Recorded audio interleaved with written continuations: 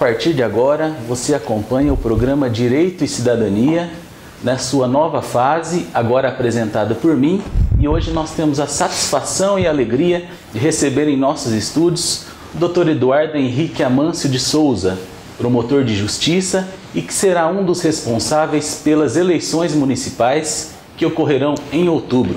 Dr. Eduardo, seja bem-vindo ao programa Direito e Cidadania e à TV Viena. Muito obrigado, é uma honra, é um prazer, uma alegria estar aqui, obrigado pelo convite.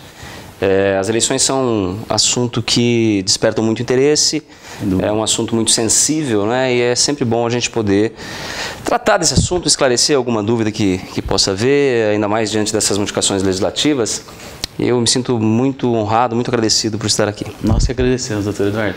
Doutor Eduardo, o senhor é uma pessoa muito querida na nossa cidade, até conversávamos há pouco, um promotor de justiça respeitável, um professor de incontáveis virtudes, que aqui em Assis certamente tem não só grandes amigos, mas também grandes admiradores.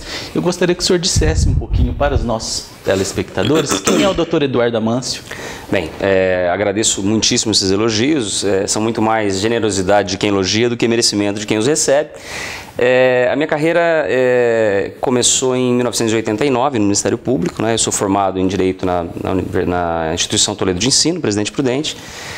Trabalhei como promotor na comarca de Junquerópolis, depois Penápolis e desde 1997 trabalho em Assis. Tenho a função eleitoral nesses 2 anos.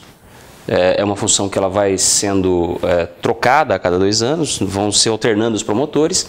As minhas funções são regularmente promotor de justiça criminal. Né? Atuação perante a primeira vara criminal e perante a vara do júri. Certo. O senhor não é da cidade de Assis? Eu sou de Presidente Prudente, mas me considero assisense por dupla razão. Primeiro, por ter sido acolhido maravilhosamente bem em Assis. Segundo, por ter recebido o título de cidadão assisense honorário, coisa que muito me honra, né? Se houve uma gratificação que eu recebi nesses tantos anos de Assis, foi essa honraria, né, a maior honraria do município, que me foi dada também por maior generosidade do que do merecimento que eu tenha. Tenho certeza que muito merecido, doutor Eduardo. Eu desconhecia essa informação, mas fico feliz em saber, então, que o senhor é um assisense. Sim, assisense. Muito importante para a nossa cidade. Doutor Eduardo, o senhor, como o senhor disse, o senhor atua na vara criminal, primeira vara criminal, né? E na época das eleições o senhor conduz, né, pelo Ministério Público, representa o Ministério Público em uma das zonas eleitorais aqui na nossa cidade. Então eu gostaria de saber do senhor, qual é a função da promotoria eleitoral? Olha, o Ministério Público, ele atua em vários ramos do direito, em várias áreas da atividade jurídica, né? E o Ministério Público Eleitoral, ele não tem um corpo próprio. O Ministério Público Eleitoral, ele é composto pelo Ministério Público Federal e pelos Ministérios Públicos Estaduais. Então, no estado de São Paulo, nós temos os procuradores regionais, que são procuradores da República, designados com funções eleitorais, e temos os promotores de cada comarca, que atuam perante os juízes, as zonas eleitorais. Aqui em Assis, neste biênio, 2015-2016, temos a função eleitoral perante a zona 290, que é a zona mãe, sim, e o Dr. Rinardi, Carlos Henrique Rinardi, que atua perante a 15ª vara, a 15ª zona.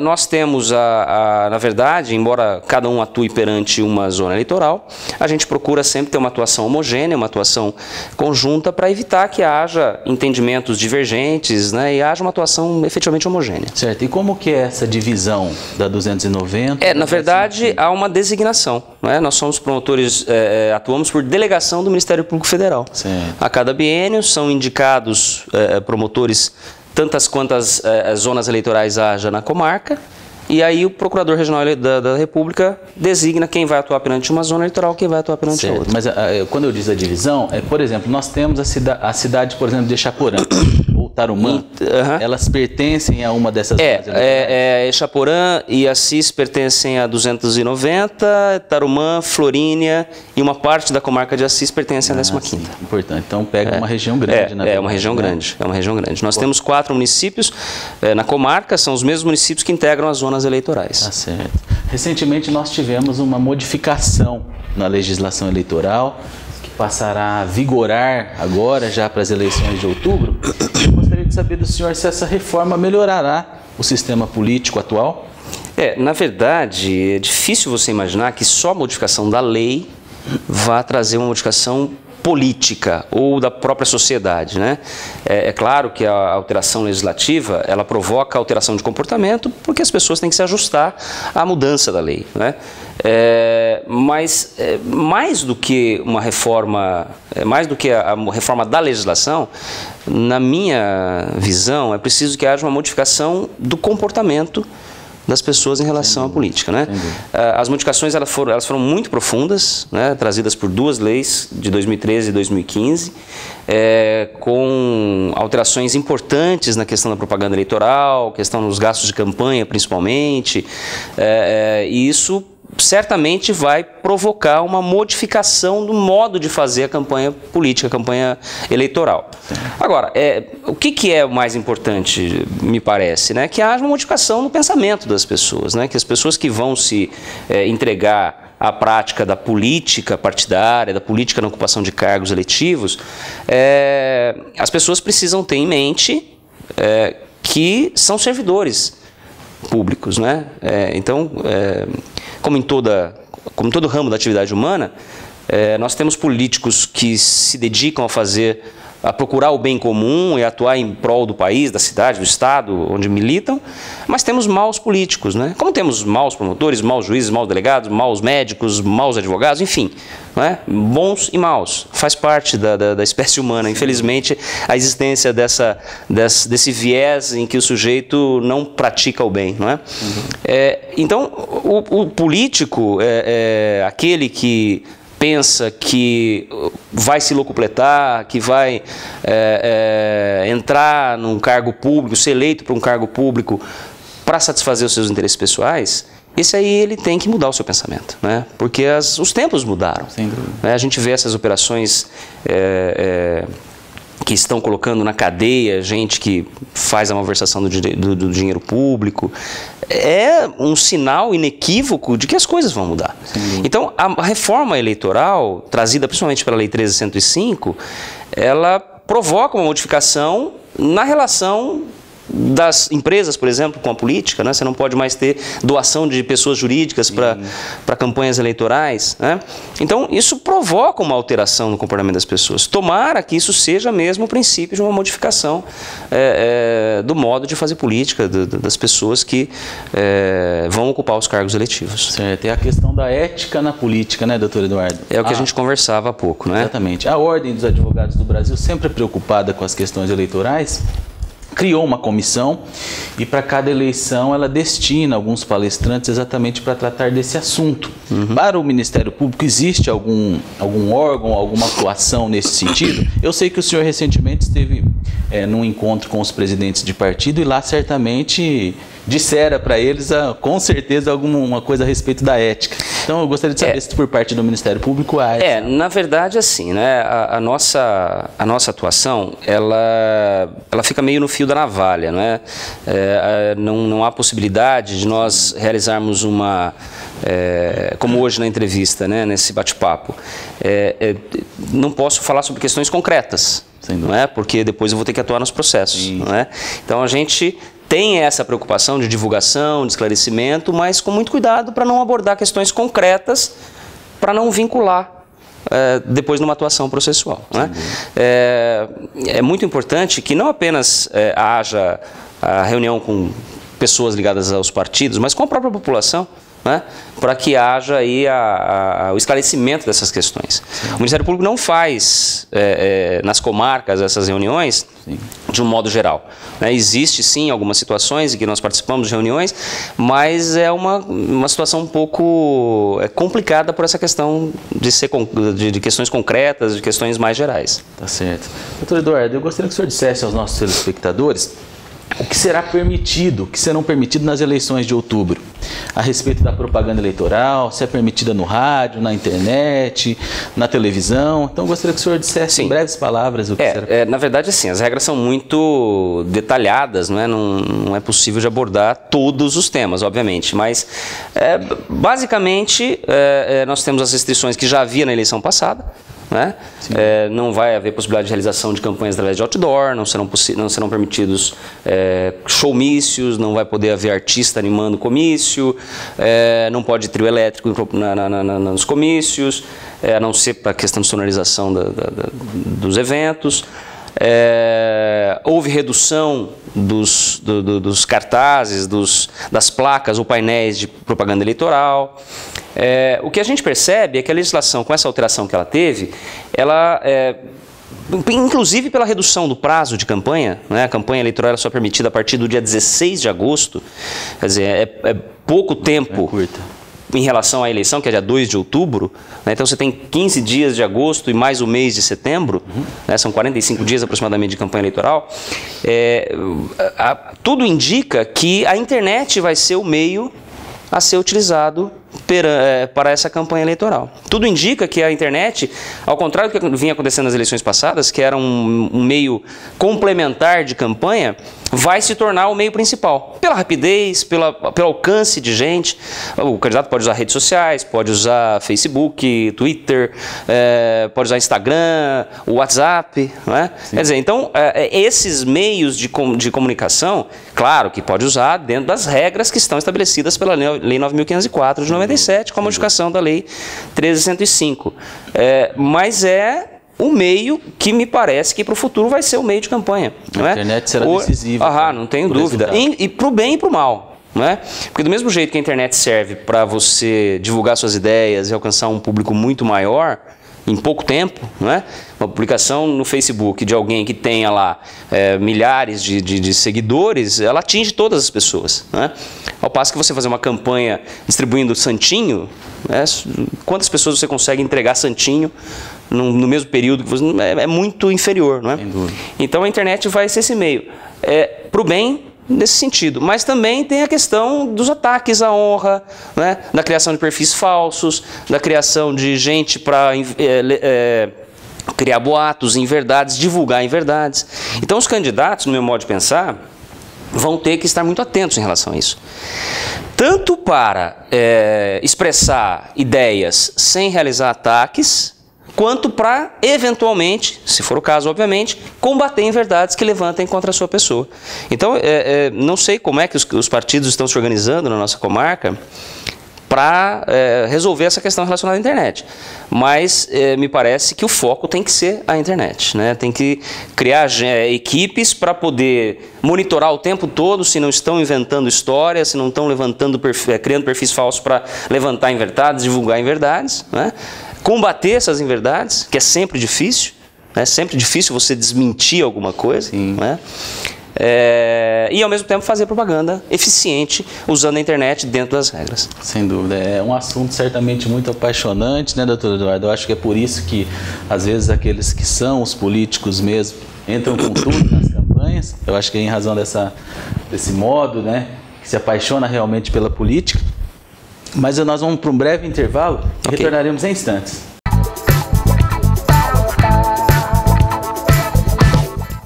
Andorinha, sempre inovando. Chegaram mais 40 ônibus novos, Executivo Super Soft, totalmente equipados com tecnologia de ponta, Wi-Fi, poltrona soft e TV. Andorinha, mais conforto, modernidade e pontualidade. Andorinha.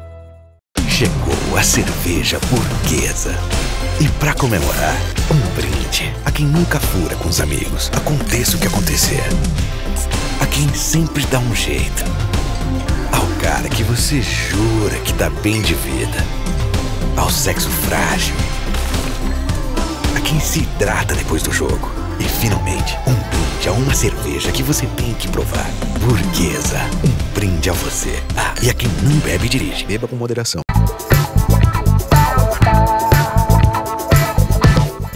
Para você que nos acompanha, esse é o programa Direito e Cidadania e hoje nós recebemos Sua Excelência, Dr. Eduardo Amâncio, promotor de justiça, um dos responsáveis pelas eleições municipais que ocorrerão em outubro. Dr. Eduardo, nós estávamos dizendo aí a respeito da internet, da propaganda irregular Eu gostaria de saber se o Ministério Público ele está aparelhado para cuidar dessas questões. Olha, na verdade assim, é claro que o uso da internet, dificilmente você consegue monitorar o tempo todo tudo, né? Você não tem como ficar o tempo todo tendo essa fiscalização, né? O bom das eleições é que, tendo em vista os interesses que estão em disputa, um candidato fiscaliza o outro, um partido fiscaliza o outro, uma coligação fiscaliza a outra, então essas notícias, quando elas acontecem, quando os fatos acontecem, acabam chegando à Justiça Eleitoral, não é? É importante lembrar que os partidos políticos, as coligações, os candidatos e o Ministério Público têm legitimidade, têm atribuição para, eventualmente, representar o juiz eleitoral para que sejam tomadas as providências que a lei permite, no caso de propaganda feita fora dos limites legais, né? Então, não existe assim um corpo técnico que vá ficar monitorando o tempo todo. Mas, do mesmo modo como a propaganda feita fora da internet, de modo irregular, é noticiada, certamente aquela feita de modo irregular na internet vai ser também noticiada, né? E chegando ao nosso conhecimento, serão tomadas as providências que a lei permite que sejam tomadas, com aplicação de multa, com retirada da propaganda da rede, com o direito de resposta, que é muito importante. Isso é uma coisa que os candidatos têm que ficar atentos, né? Os envolvidos na disputa política têm que ficar atentos com relação ao prazo, né? Aos prazos, né? Os prazos, tem alguns prazos que são muito curtos, né? Não dá para a gente entrar em detalhe em relação a todos os prazos, mas tem prazos que são de 72 horas. Então, são 3 dias, né? As equipes têm que estar muito antenadas, muito atentas para verificar o que é que está acontecendo na internet, para poder chegar a isso ao conhecimento, sob pena de preclusão. Não é possível mais fazer nada. Então, essa questão vai exigir dos partidos e dos candidatos essa atenção, né? O que é permitido na internet? A divulgação das ideias, né? A campanha efetivamente, né? É permitido o candidato expor suas ideias, é permitido replicar o jornal impresso em que sai a propaganda. Então, tudo isso é permitido. E tem outros detalhes que estão na legislação que a gente espera sejam observados. Tá certo. Doutor Eduardo, nós observamos que durante as campanhas, principalmente antigamente, né, nós víamos muito o chamado comício, que a pessoa trazia artistas, era possível grafitar muros, enfim, colocar cavaletes nas calçadas. Eu gostaria de saber, para as próximas eleições, o que é permitido em locais públicos?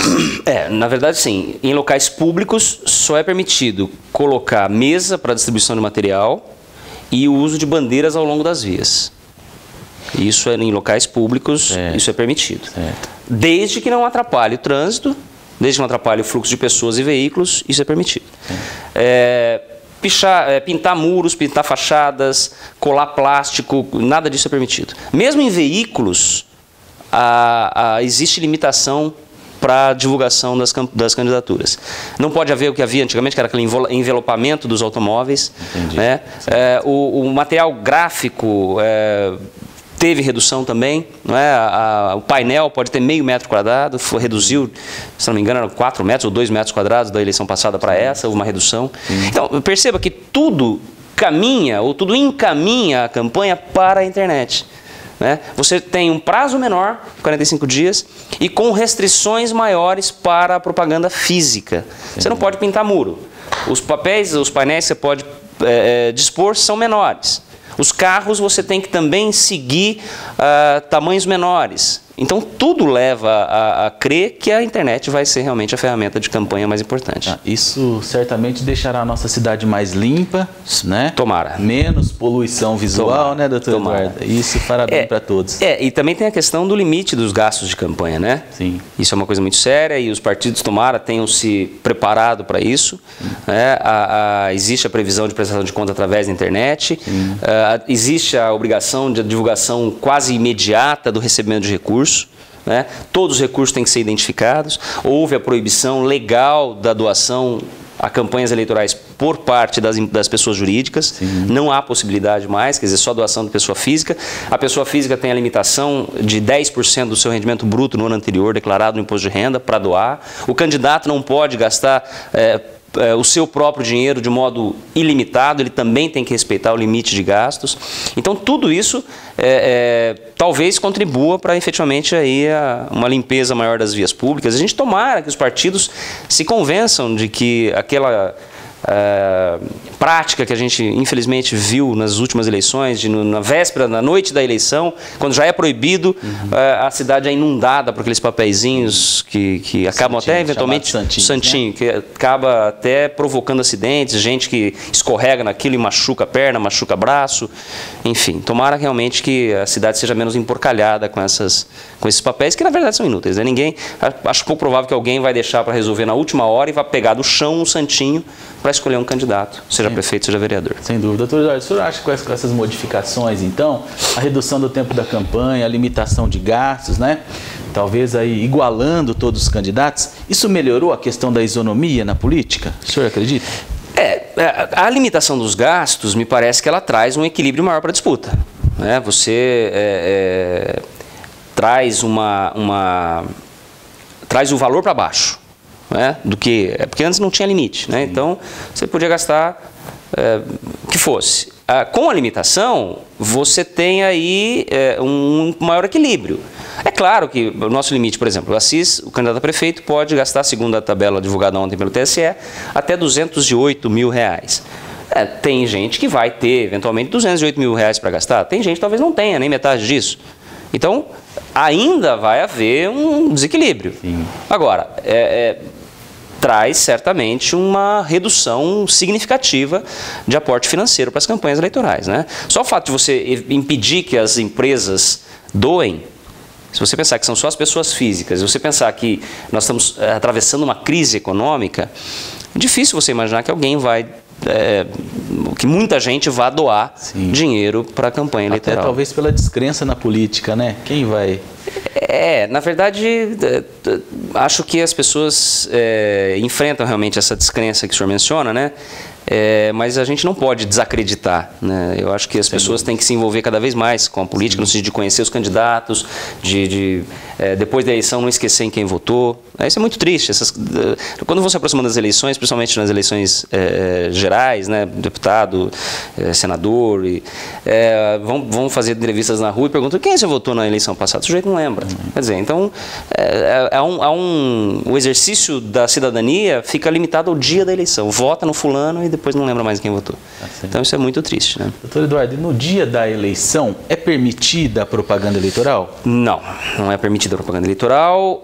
O eleitor, como na eleição passada, ele pode manifestar a sua preferência por partido, por candidato, desde que modo isolado, silencioso. Ele pode usar, ele pode portar, por exemplo, um dístico do partido, ele pode ter lá um adesivo do seu candidato, ele pode ter o santinho na mão, mas ele não pode distribuir, não pode fazer a tal da boca de urna, que é aquela cooptação de captação de sufrágio na hora do voto, não pode haver aglomeração de pessoas, não pode haver carreata, tudo isso tem que ser encerrado antes do dia da eleição. Tá certo. E os candidatos, eles podem confeccionar camisetas, bonés ou outros brindes para eles propriamente ou para fazer a doação para os seus correligionários? Olha, não há possibilidade de doação de absolutamente nada por candidato, partido ou coligação, né?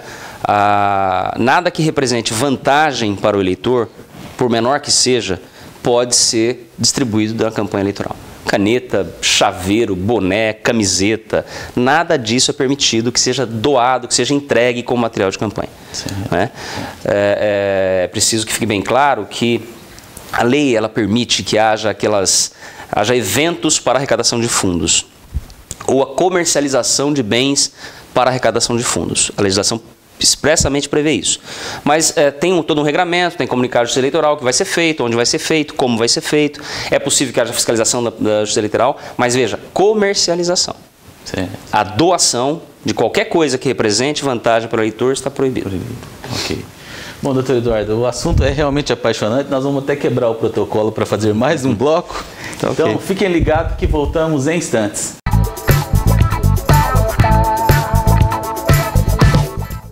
Andorinha, sempre inovando. Chegaram mais 40 ônibus novos, executivo Super Soft, totalmente equipados com tecnologia de ponta, Wi-Fi, poltrona soft e TV. Andorinha, mais conforto, modernidade e pontualidade. Andorinha.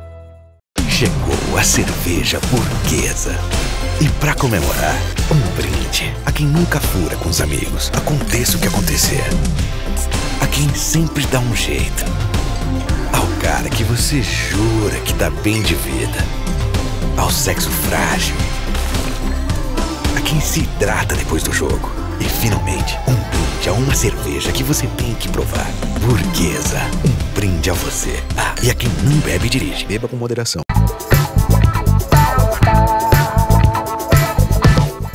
Bem, para você que nos acompanha, esse é o programa Direito e Cidadania, hoje tratando do direito eleitoral, com Sua Excelência, o Dr. Eduardo Amâncio, que nos veio dar as novas regras para as eleições que ocorrerão em outubro.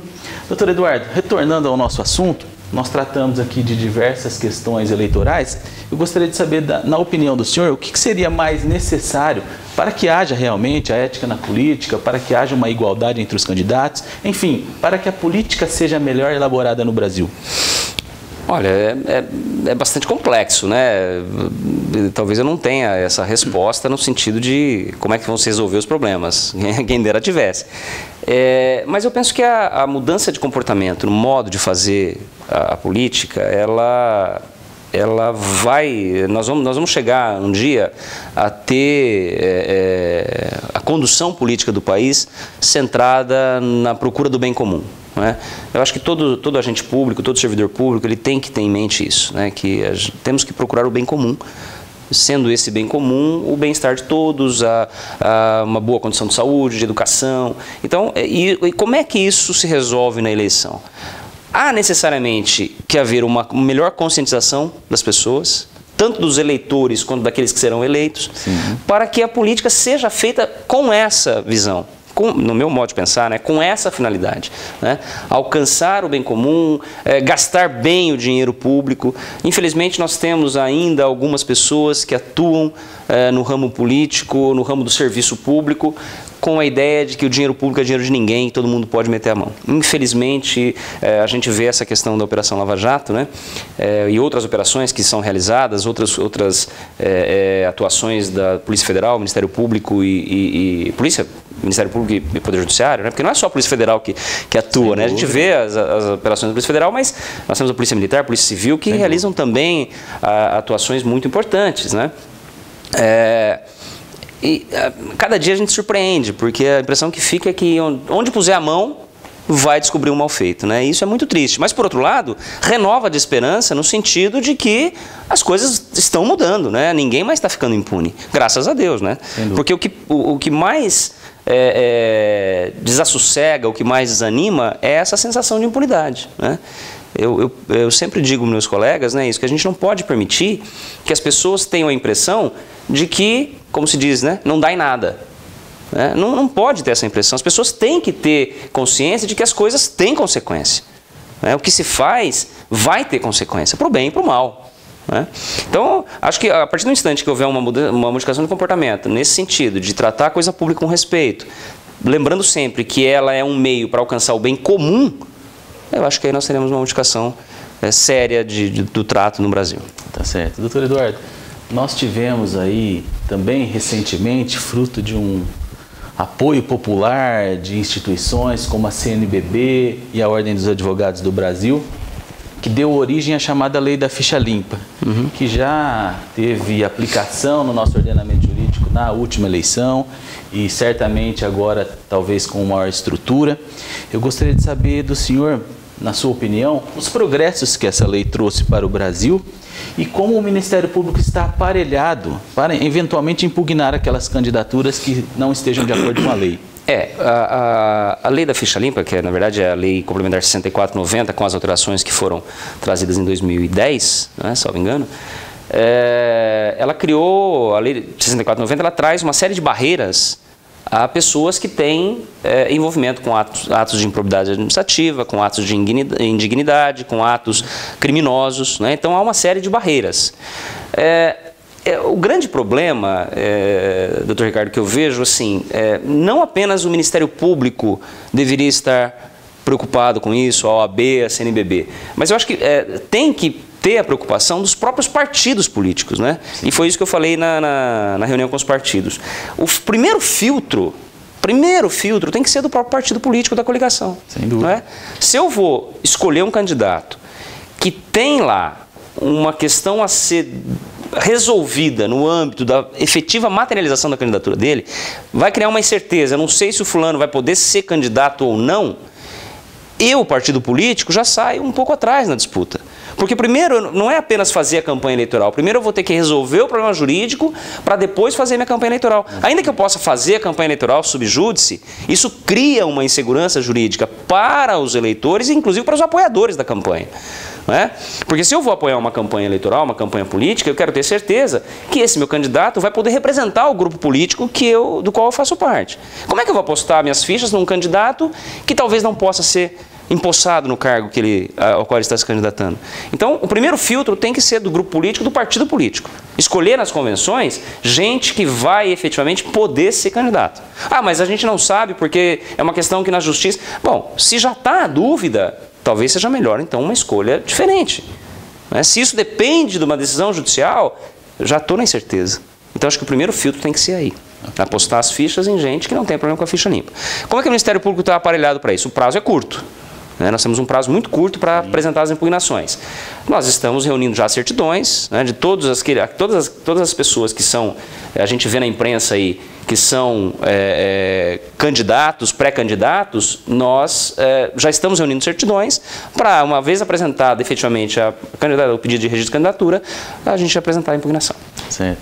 Doutor Eduardo, infelizmente o nosso tempo é curto, não é? Eu vou fazer mais apenas 2 considerações aqui a respeito da presença do senhor aqui, que nos prestigia muito bem esta manhã.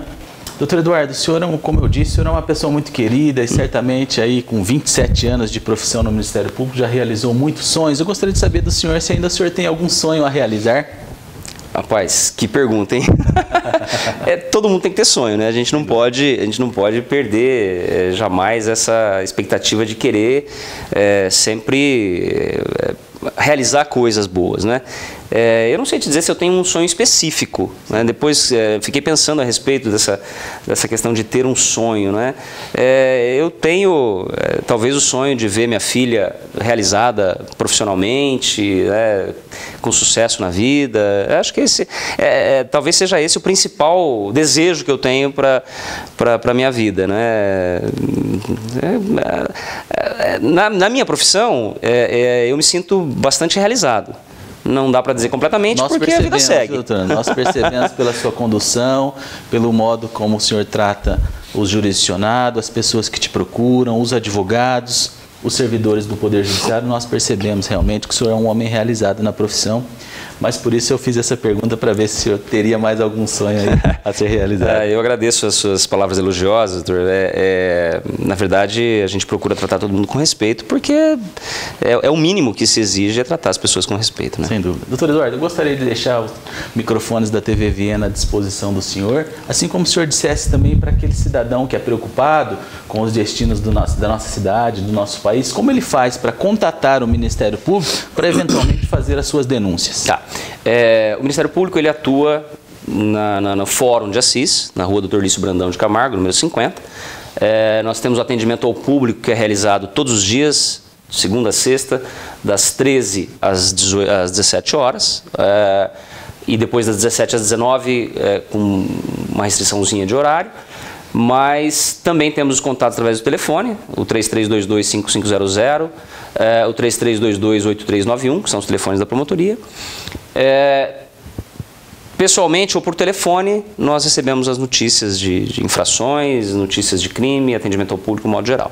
Sim. Também tem um e-mail da promotoria, que eu vou depois passar para a produção do programa para que seja disponibilizado. Tá certo. Doutor Eduardo, eu gostaria então, para que o senhor desse mesmo a última mensagem aos partidos, aos cidadãos da nossa cidade, para que eles votem aí conscientemente nas eleições, enfim, a opinião do senhor realmente final. Tá, eu agradeço mais uma vez o convite, muito me honra, não é?